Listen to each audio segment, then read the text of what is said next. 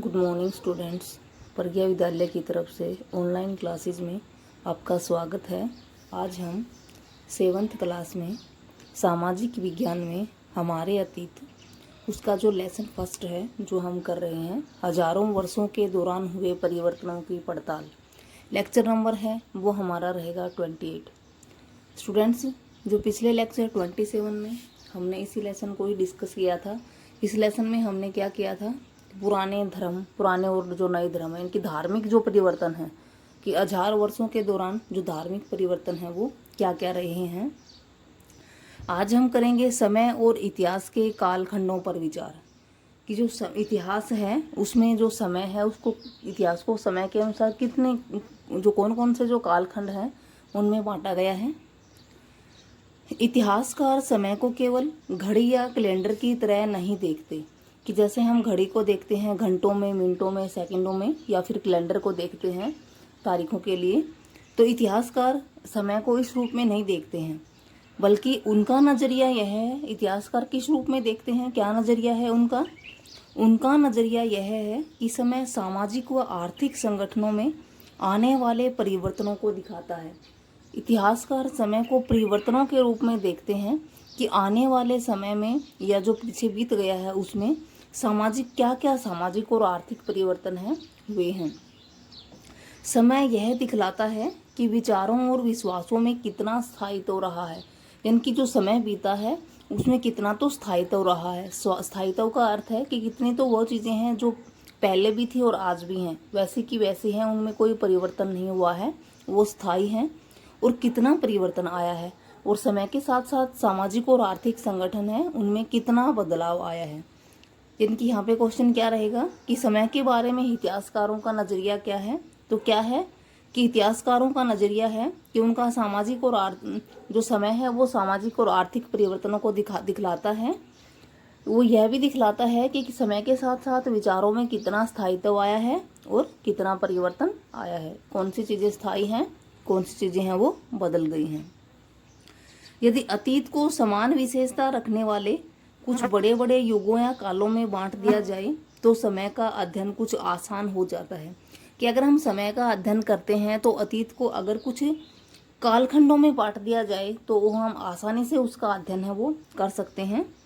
देखिए, 19वीं सदी के मध्य में अंग्रेज इतिहासकारों ने भारत के इतिहास को 3 युगों में बांटा था। जो अंग्रेज इतिहासकार थे उन्होंने जो भारत का इतिहास है उसको 3 कालखंडों में बांट दिया था अध्ययन करने के लिए। और वो 3 कालखंडों कौन से थे जो अंग्रेज इतिहासकारों ने बांटे थे? हिंदू, मुस्लिम और ब्रिटिश।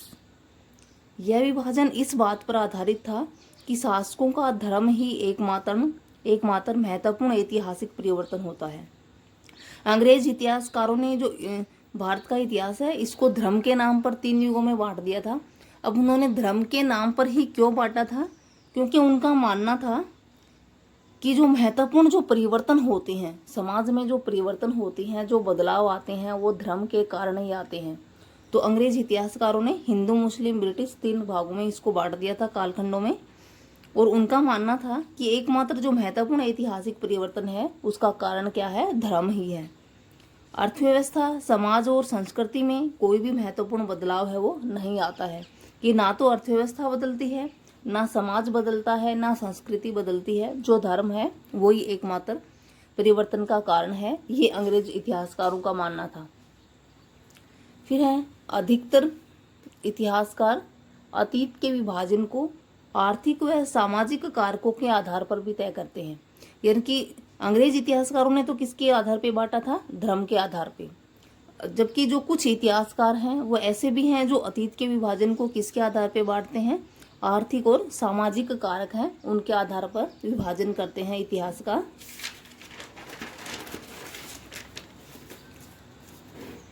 जैसे देखिए, आर्थिक और सामाजिक कारकों के आधार पर हम इतिहास को प्राचीन समाज, मध्यकालीन समाज, इन समाजों में बांटते हैं। आधुनिक समाज, क्योंकि समय के साथ साथ आर्थिक और सामाजिक परिवर्तन आते रहे हैं, आर्थिक और सामाजिक आधार है वो भी बदलते हैं। तो प्राचीन समाज में क्या क्या था, मध्यकालीन इतिहास है उसमें क्या क्या था। देखिए, प्राचीन समाजों में कई प्रकार का समावेश था। कि जो प्राचीन समाज थे उनमें क्या क्या था? जैसे शिकार करते थे, संग्राहक होते हैं जैसे, वनों से कंदमूल इत्यादि इकट्ठा करते हैं। कृषि कर्मी जो कृषि में काम करने वाले हैं। शहरों व गांव के निवासी। प्रारंभिक दौर के राजा और साम्राज्य, ये हम किस में आते हैं, प्राचीन जो समाज है उसमें आते हैं। फिर है मध्यकालीन इतिहास में कृषक समाजों के विस्तार। अब मध्यकालीन इतिहास में क्या क्या आते हैं, कृषक समाजों, कृषक यानी कि जो किसान हैं उनके समाजों का जो विस्तार है किस प्रकार हुआ है। क्षेत्रीय व साम्राज्यिक राज्यों के उदय, जो अलग अलग क्षेत्रों में अलग अलग साम्राज्यों में जो राज्य हैं।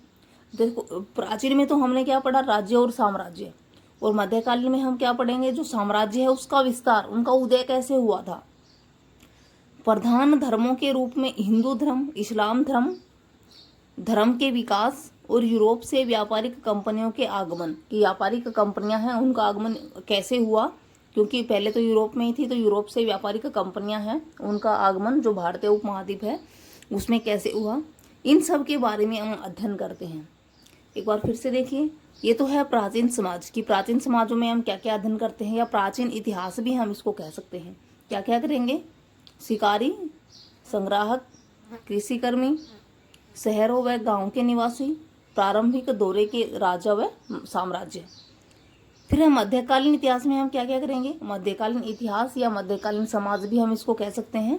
इसमें हम कृषक समाजों के विस्तार, क्षेत्रीय व साम्राज्यिक राज्यों का उदय, प्रधान धर्मों के रूप में हिंदू धर्म, इस्लाम धर्म के विकास और यूरोप से व्यापारिक कंपनियों के आगमन के बारे में हम अध्ययन है वो करते हैं।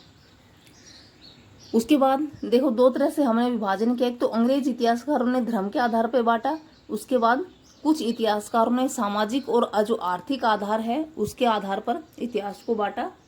फिर भारत के इतिहास में 16वीं 18वीं शताब्दियाँ 8वीं और 11वीं शताब्दियों से काफ़ी भिन्न थी, कि 16वीं और जो 18वीं शताब्दियाँ हैं वो 8वीं और 11वीं शताब्दियों से काफ़ी भिन्न थी। कैसे, जैसे 8वीं और जो 11वीं शताब्दियाँ हैं वो तो प्राचीन या मध्यकालीन समाज, प्राचीन समाज में आती हैं, और 16वीं 18वीं शताब्दियाँ हैं वो किस में आती हैं, आधुनिक समाज में।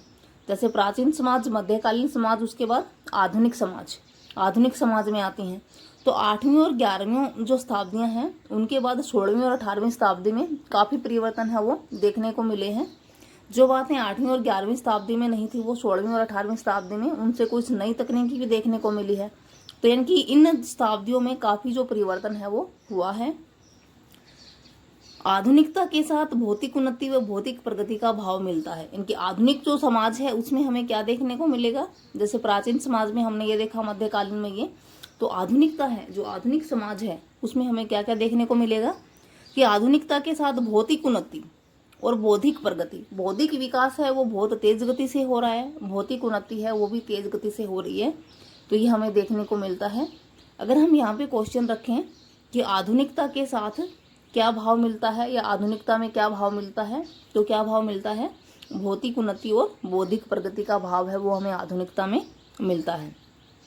अतः इन 1000 वर्षों के दौरान इस उपमहाद्वीप में परिवर्तन आते रहे हैं, कि जो 1000 वर्षों का हमने अध्ययन किया है 700 से लेके 1750 तक, तो इन 1000 वर्षों में इस उपमहाद्वीप में नए नए परिवर्तन है वो आते रहे हैं। और कई क्षेत्रों की जनसंख्या तो इतनी समृद्ध हो गई थी कि उसने यूरोप की व्यापारिक कंपनियों को भी आकर्षित करना शुरू कर दिया था। इन 1000 वर्षों में जो कई क्षेत्र हैं वो तो इतने अधिक समृद्ध हो गए थे कि उन्होंने व्यापारिक कंपनियां हैं उनको भी आकर्षित करना है वो शुरू कर दिया था। Thank you students. यहाँ पे हमने क्या अध्ययन किया कि समय और इतिहास के कालखंडों पर विचार, किस इतिहास को समय के आधार पर कितने कालखंडों में जो बांटा है, अलग अलग कालखंडों में। तो ब्रिटिश इतिहासकारों ने इसको किस में बांटा, हिंदू धर्म, मुस्लिम धर्म और ब्रिटिश। कुछ इतिहासकारों ने इसको सामाजिक और आर्थिक आधार पर बांटा। सामाजिक आर्थिक आधार कौन से थे, प्राचीन, मध्यकालीन और आधुनिक। प्राचीन में हमें ये चीज़ें देखने को मिली, मध्यकालीन में भी। उसके बाद आधुनिकता में किसका भाव मिलता है, भौतिक उन्नति और बौद्धिक प्रगति है उसका भाव है वो देखने को मिलता है। इसके साथ ही हमारा जो ये लेसन है वो कंप्लीट भी हो गया है। जो होमवर्क है वो क्या रहेगा आपके लिए, जो आपको फेयर नोटबुक में राइट एंड लर्न करना है। क्वेश्चन फर्स्ट है, जो ये एनसीईआरटी का क्वेश्चन है अभ्यास का, इतिहासकार अतीत को कालों या युगों में विभाजित करते हैं, क्या उनके सामने किसी प्रकार की कोई कठिनाइयां आती हैं कि जब इतिहासकार युगों को काल या फिर कालखंडों में बांटते हैं तो क्या उनके सामने कोई कठिनाइयां आती हैं? आंसर कि अधिकतर इतिहासकार, फर्स्ट है कि अधिकतर इतिहासकार अतीत के विभाजन को आर्थिक और सामाजिक स्तर पे तय करते हैं, जैसे आर्थिक और सामाजिक स्तर पे प्राचीन, मध्यकालीन, आधुनिक समाज। फिर अंग्रेज इतिहासकारों ने इसे 3 युगों में बांटा था, हिंदू, मुस्लिम और ब्रिटिश। तो इस तरह का जो विभाजन करते हैं, अतः इतिहासकारों के सामने समस्या होती है कि क्या कठिनाइयां आती हैं? हाँ, कठिनाइयां आती हैं, समस्याएं आती हैं। क्या आती हैं? कि वे किस घटना के बाद कालक्रम का विभाजन करें। क्या कठिनाइयां आती हैं इतिहासकारों के सामने? कि इतिहासकारों के सामने समस्या यह आती है कि कौन सी घटना के बाद कालक्रम का विभाजन करें, कि कौन सी घटना को लें कि उसके बाद उससे पहले की घटनाएं प्राचीन समाज में रख दें, उसके बाद की घटनाएं मध्यकालीन में रखें, उसके बाद की आधुनिक में रखें। तो कौन सी घटनाओं का जो है वो निर्धारण करें। इस तरह की जो समस्याएं हैं वो इतिहासकारों के सामने आती हैं। उसके बाद है नेक्स्ट क्वेश्चन, इतिहासकारों का समय के बारे में क्या नजरिया है? इतिहासकारों का समय के बारे में क्या नजरिया है? इसका आंसर है वो यहाँ रहेगा, फर्स्ट पेज है जो हमारा। उनका नजरिया यह है, यहाँ से करोगे आप, इतिहासकारों का समय के बारे में क्या नजरिया है। उनका नजरिया यह है कि समय सामाजिक व आर्थिक संगठनों में आने वाले परिवर्तनों को दिखाता है। समय यह दिखलाता है कि विचारों और विश्वासों में कितना स्थायित्व रहा है और कितना परिवर्तन है वो आया है। क्वेश्चन नंबर 2 है वो यहाँ से यहाँ तक है, आप करोगे। उसके बाद नेक्स्ट क्वेश्चन है, प्राचीन समाजों व मध्यकालीन समाजों में क्या क्या अध्ययन करेंगे। कि प्राचीन समाज और मध्यकालीन समाज है उनमें हम क्या क्या अध्ययन है वो करेंगे। ये हम यहाँ से करेंगे क्वेश्चन नंबर 3, यहाँ से यहाँ तक। ये प्राचीन समाज है, प्राचीन समाजों में हम क्या क्या अध्ययन करेंगे। शिकारी, संग्राहक, कृषि कर्मी, शहरों व गाँव के निवासी, प्रारंभिक दौर के राजा और साम्राज्य। मध्यकालीन में कृषक समाजों का विस्तार, क्षेत्रीय साम्राज्यिक राज्यों का उदय, प्रधान धर्मों के रूप में हिंदू धर्म, इस्लाम धर्म, यूरोप से व्यापारिक कंपनियों का आगमन। ये आपका क्वेश्चन नंबर 3 है वो रहेगा। उसके बाद है आधुनिकता के साथ किसका भाव मिलता है। क्वेश्चन नंबर 4, आधुनिकता के साथ है वो किसका भाव मिलता है। इसमें आप ये करोगे, आधुनिकता के साथ भौतिक उन्नति और बौद्धिक प्रगति है उसका भाव है वो मिलता है। किसका भाव मिलता है? भौतिक उन्नति और बौद्धिक प्रगति का भाव है वो मिलता है। Thank you students. ये 4 क्वेश्चन, फर्स्ट ये है, 3rd, 2nd यहाँ है, 3rd और 4th। ये 4 क्वेश्चन आपको अपनी फेयर नोटबुक में राइट एंड लर्न करने हैं।